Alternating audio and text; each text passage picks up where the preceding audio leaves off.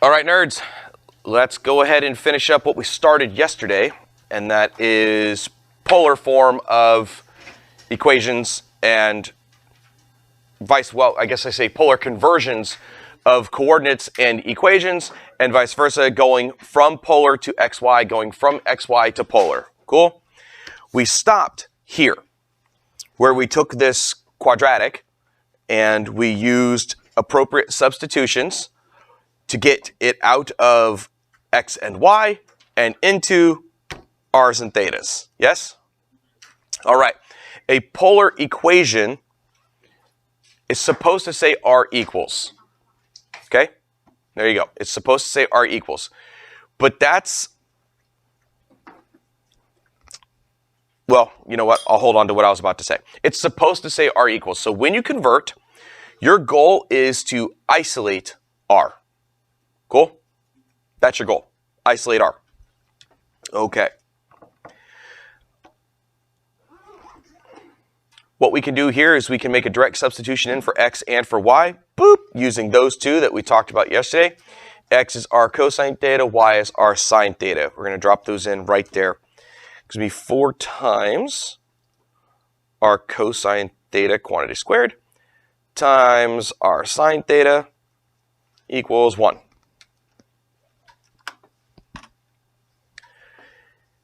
This gives me 4r squared cosine squared theta times r sine theta. So now you can just multiply your r's and give you r cubed. So 4r cubed cosine squared theta times sine theta equals 1. We are attempting to isolate r. What we have here is a bunch of multiplications next to r. So, cancel them. Use division. Get r to the third by itself by dividing by all 3 of those objects.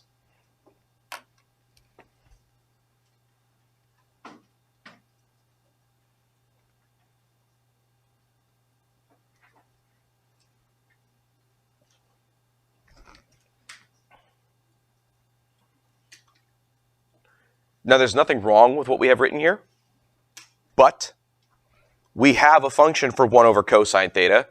We have a function for 1 over sine theta. So we might as well write them that way.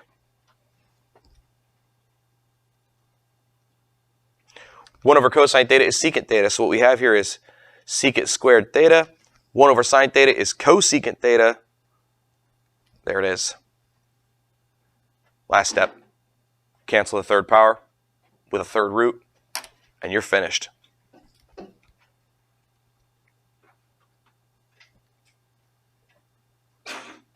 Bless you.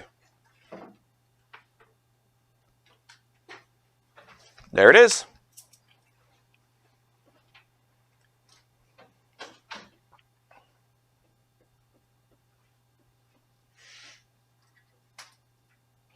I think it's pretty straightforward to go from xy to polar. It's really not that bad. You make direct substitutions. Worst case scenario is you have to factor to isolate your r. That's really as hard as it gets. Factoring to isolate r. Which didn't even have to happen in these examples. It will before we're done today, but you haven't even seen that yet. Okay? But going from polar to rectangular, going to xy, not quite as easy. I'm going to write down our conversions. X equals r cosine theta. Y equals r sine theta. X squared plus y squared equals r squared. And the last one, which was in this table right here, tangent of theta is y over x.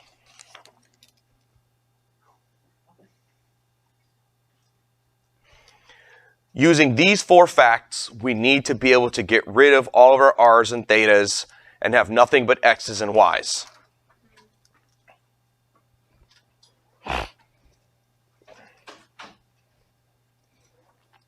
Okay. I'm looking for ideas.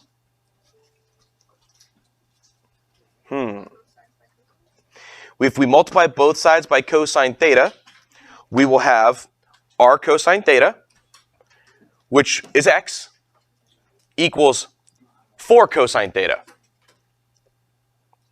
And now I still have a cosine. Now I have a cosine theta I need to deal with. But it was worth a try. So that's what we have to do with these things. We have to be willing to try some things and see if it got us somewhere. And yeah, it gave us a good substitution here, r cosine theta. And by the way, you could have said the same thing for sine theta. You know, it'll give you a good substitution on one side, but then it sticks you with a trig on the other side, and you're like, well, how am I going to get rid of this pesky trig now? So that it's a roadblock. That's what I like to call it, roadblock. So you go back to the drawing board, you try something different. Nyla? What do you mean Pythagorean theorem? Like, put the 4 over there, then get your... Wait, put the 4 what? The 4 in for the r. But no, where? Like the x squared plus y squared.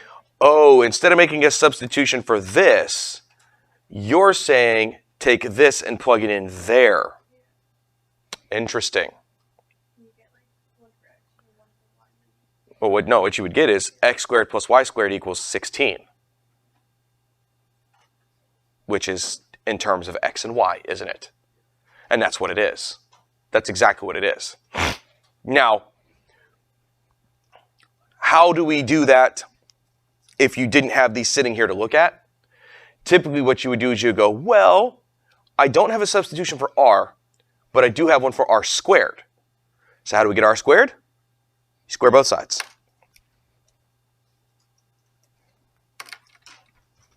Now you have r squared equals 16. And what we'll do is we'll make the substitution in for r squared. So now exactly what you said. We're going to do it in this order. But yeah, it's exactly how it works. So we take r squared and replace it with x squared plus y squared. And we call it a day. We have a circle centered at the origin with a radius of 4. Ta-da! Huh? Yeah, that's it.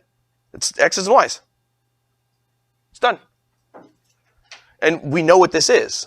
It's a formula that we recognize. It's a circle, centered at the origin, radius of 4, so there's nothing else to do.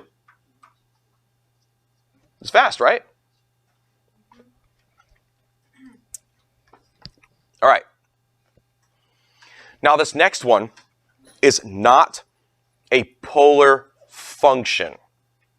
That's an issue for us. It does not have an r.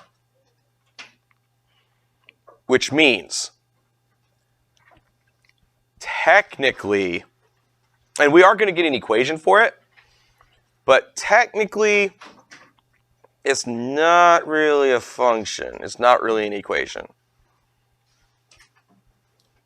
But that's okay. We're still going to get something in terms of x and y. Cool? I feel like something is missing here. I feel like we need to be told maybe what r equals for this theta, but let's not worry about that. This one's a little bit different, isn't it? We're not actually going to make a substitution right now. Looking for ideas. Hannah Whitfield was on it like that in second period. Nyla, what do you think? You could take the tangent of both sides. And we would want to do that because we have an xy substitution for tangent of theta. And we can evaluate tangent of 2 pi over 3. So take the tangent of both sides of this equation.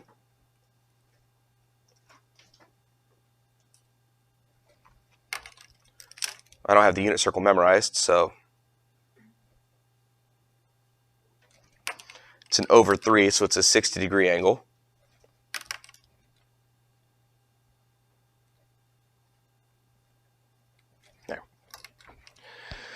So tangent, yes? We're doing tangent of theta because it'll give us our x and our y at the exact same time. Yeah, if we did sine of theta, we would still have a problem because sine of theta is y over r. And we don't know what r is. So it would cause us an issue because we don't have an r. Tangent of theta is y over x. And tangent of 2 pi over 3, well, tangent is y over x, right? So root 3 over negative 1, that's negative root 3. Now you might be looking at that saying, I don't know what equation that is. I don't recognize that. I go, what if you multiply both sides by x?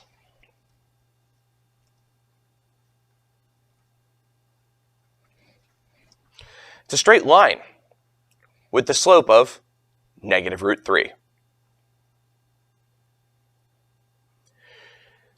So I kind of take issue with this question, because if you graph this line, yes, it does happen to go through this theta, but does it represent this theta? I don't think so, because it also represents angles that are down here, like negative pi over 3 and things like that. So technically, you kind of need to restrict it, and you might want to pick a coordinate. I mean, we don't know what the radius is, so we would even have to argue and say, like, maybe it's on the unit circle. So it would be x over y, so it would be negative 1/2 comma root 3 over 2? I don't know. Here's the xy formula for it. All right? Do you guys have questions for me regarding how to go from polar to xy? No. If you've already started working on the homework, you might have noticed that the ones in the homework are still more challenging than these. These seem so easy, right? Okay. Flip them.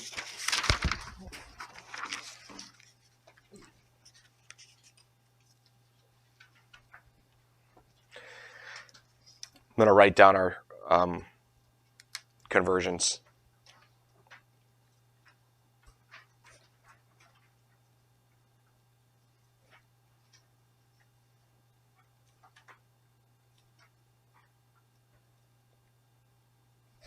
There's our 4 conversions. Tell me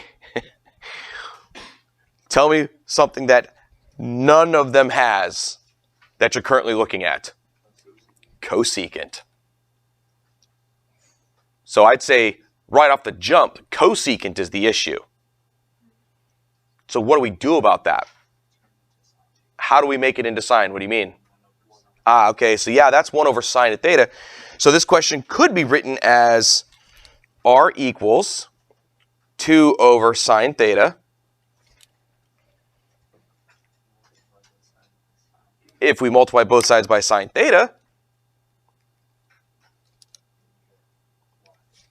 What you get is r sine theta equals 2,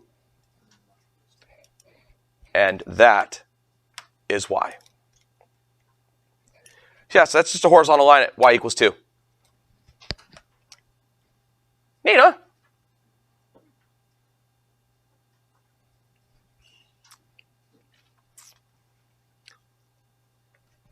The next one's nowhere near as easy.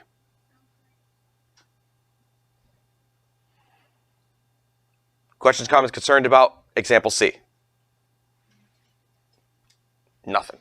Okay. Remember, your job is to just try things. Your job isn't to instantly know what the answer is. Your job isn't to know instantly the correct path to take. Your job is to see paths you could take and hope one works out for you.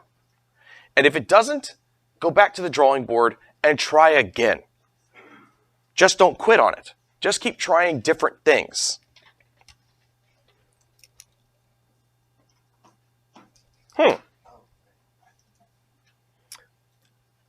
What are you doing on your phone, Noah? Ah! Alrighty, guys, what do you think we could do? What could we try? What's some stuff we could try? I don't have something to try, but It's okay if it's not going to work. What were you thinking? What's something you could try? r is only equal to cosine when they're on the x-axis. So you're saying r equals cosine theta in the unit circle? No. R No, r is never cosine theta. You're trying to say that r and cosine theta have the same value at certain thetas. That's true. But we can't make any substitutions because of that, because it's not always true. It's only true at specific values for theta. But at least you're thinking about it. Okay. Yeah. What would you like to try, Mark? We could maybe square both sides. We've seen that be useful. I mean, that was useful here, right? It got us an r squared. So let's see what happens if we do. Let's square both sides. R squared equals 36 cosine squared theta. What are you going to do with that cosine squared theta now? I mean, r squared is great, right? It's a perfect substitution. But what are you going to do with that cosine squared theta now? Plug what into it?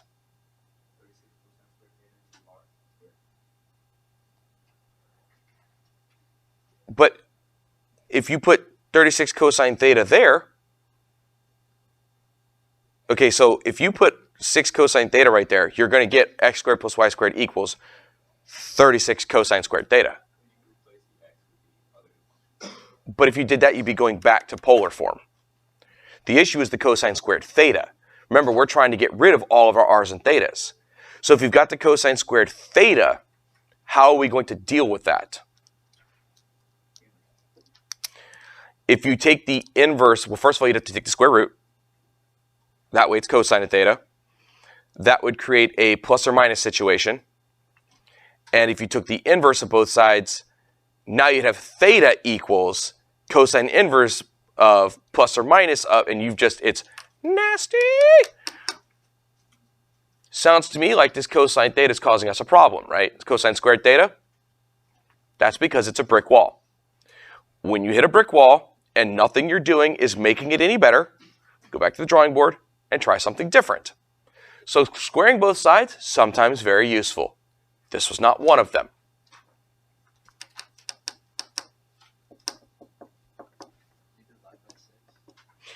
If we divide by 6, we'll get cosine theta equals r over 6.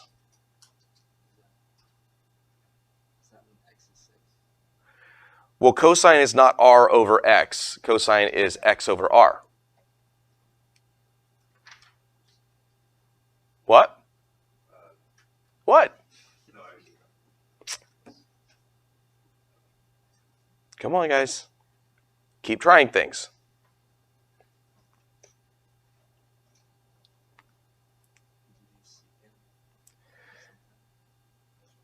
Secant, in order to get a secant, you'd have to flip both sides over.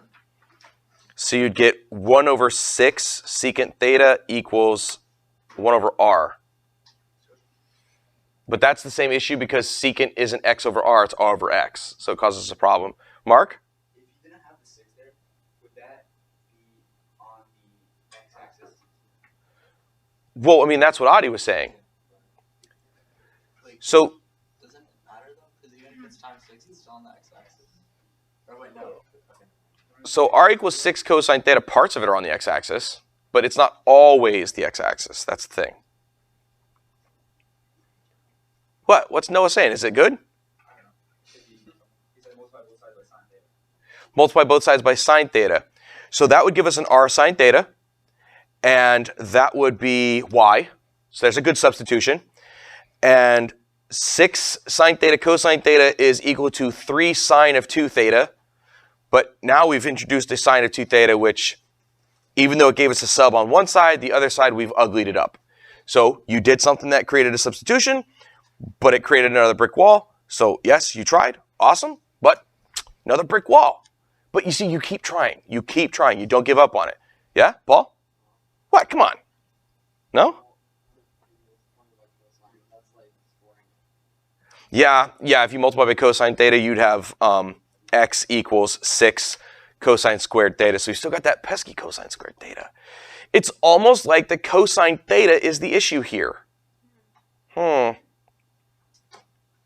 If only there was a substitution for cosine of theta.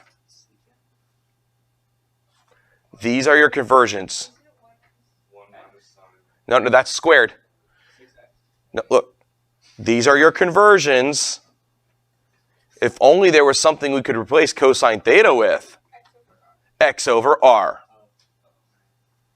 Because if it says x over r, what you have now is r equals 6x over r.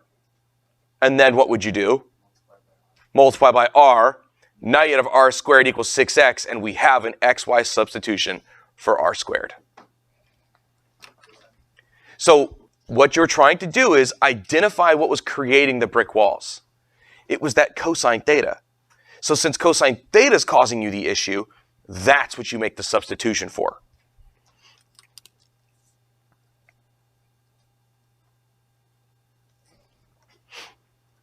Multiply both sides by r. And then replace r squared with what it equals.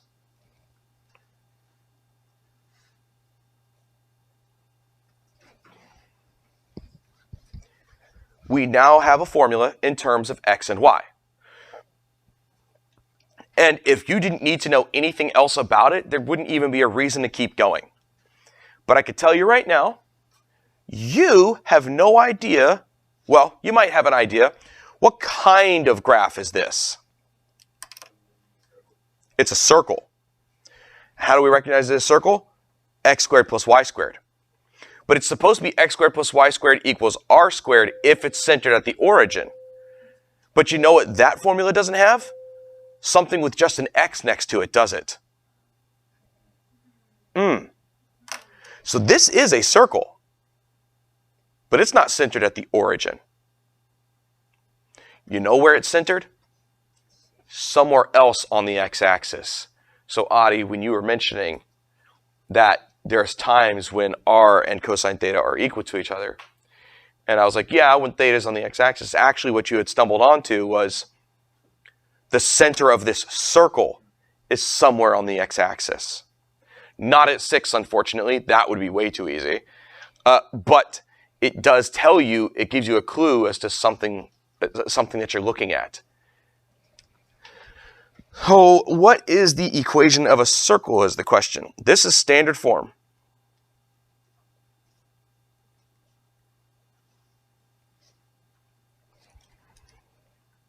You'll notice that it has a pair of squared parentheses. I'm sorry? Well, if it's centered at the origin, h and k are 0, but that can't be r squared.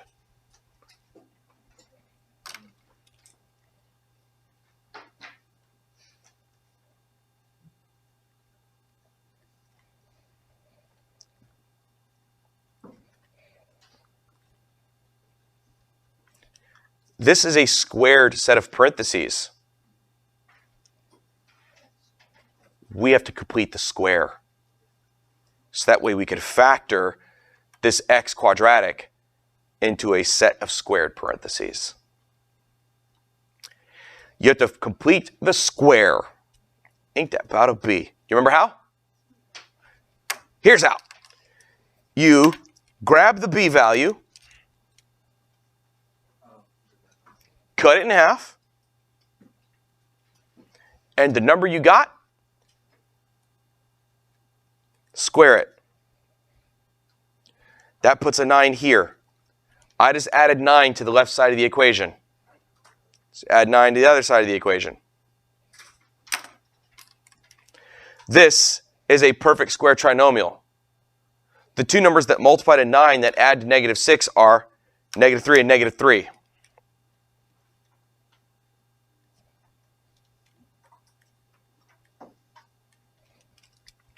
Now you can see that it is a circle that is centered at 3, 0 with a radius of 3. Ta-da. You will need to complete the square. When you see constant value times sine of theta, constant value times cosine of theta, or a sum of what I just said.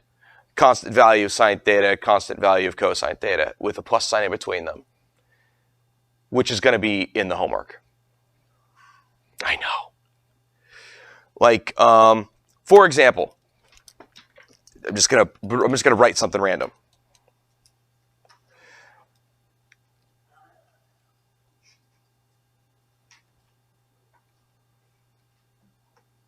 That's a circle. Where? I don't know. But I know it's a circle. What's its radius? I don't know. But I know it's a circle. Because I know I could call this x over r, I could call that y over r, and I could multiply everything by r, so I'd have r squared equals x plus 4y. And I could replace r squared with x squared plus y squared, and I would have to complete the square twice. But I would get a circle. So when you see cosines with numbers in front, sines with numbers in front, or a sum of what I just said, you have a circle on your hands, and you will have to complete the square. Now look back at the other examples, and you will see that they never said just a sine or a cosine. But it makes a circle. A circle that's not at 0, 0. Okay?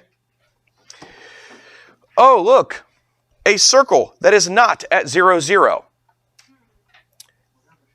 It's going to look something like that. In order to get to that format, we factored something. So to get out of this format, FOIL it out. Let's FOIL it out. Let's see what we get. X squared minus 6x plus 9 and y squared minus 4x plus 4 equals 13. It is not a coincidence that 9 plus 4 is 13. That'll happen every time. If it's a circle, it'll happen every time. Yes? Will you ever not have a circle? Well, I mean, yeah. That's not a circle, and these weren't circles. These weren't circles.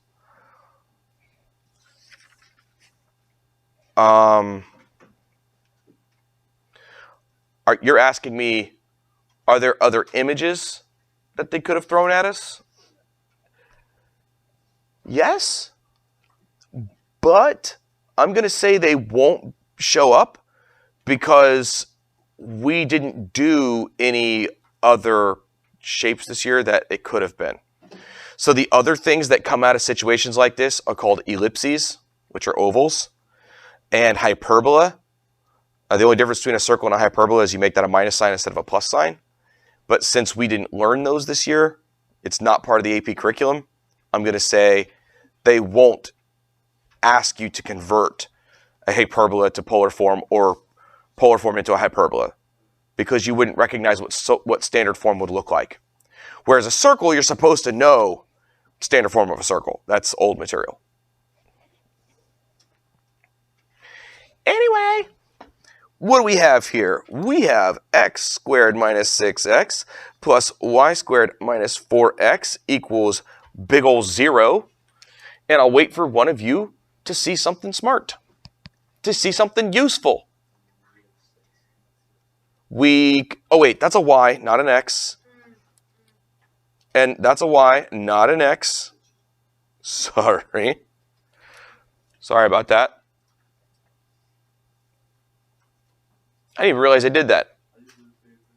Well, that's because I wrote it and you all just blindly copied me. Bah. Yeah. You could, so this would be r cosine theta, this could be r sine theta. We could do that there and there as well. You're working slightly too hard though. Only slightly too hard.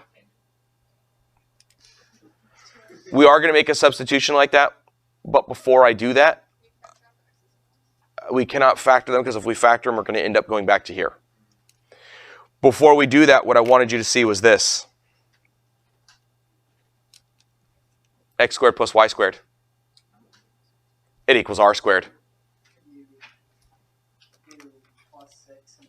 plus 6x and plus 4y. Yes, we can. We can. But when we replace the x's, we could add both these over. When we replace the x's and the x and the y, though, it's going to create r's. And remember, we're trying to isolate all the r's, which means we want them all to stay on the same side. So you could, but you'll end up moving them back. But x squared plus y squared gets me r squared. Now that I've replaced those with r squared, I just basically, Mark, what I did was doing it first before replacing x and y with r cosine theta and r sine theta, it cuts a step out. So if you see x squared plus y squared, make it r squared before you replace. Now let's replace with what you said. X is r cosine theta, y is r sine theta. We have all the r's on one side, and we are trying to isolate r, correct? There's only one way to isolate r.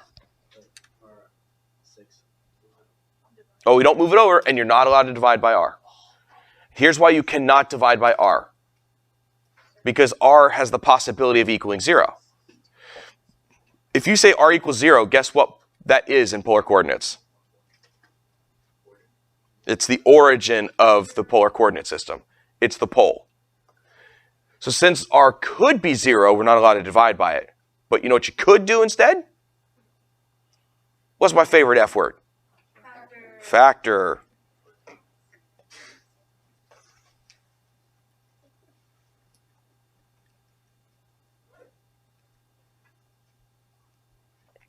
Hey, Sebastian.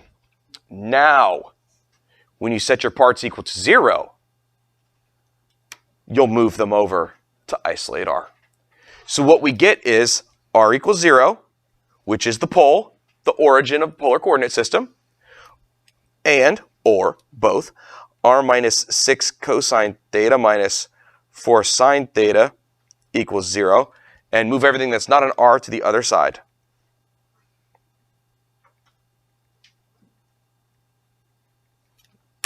And there it is. She wanted us to graph this. I don't care to. How am I going to sketch the graph of the square root of 13? Give me a break. But this circle goes through 0, 0. There's the proof. Because r equals 0 is part of the factorization, part of the solution set for it, that proves that it goes through the origin. Because that is the pole of the polar coordinate system, the origin. There it is. Done. It's both. Boop, boop, boop, boop, boop. Cool beans? That's it for today, nerds.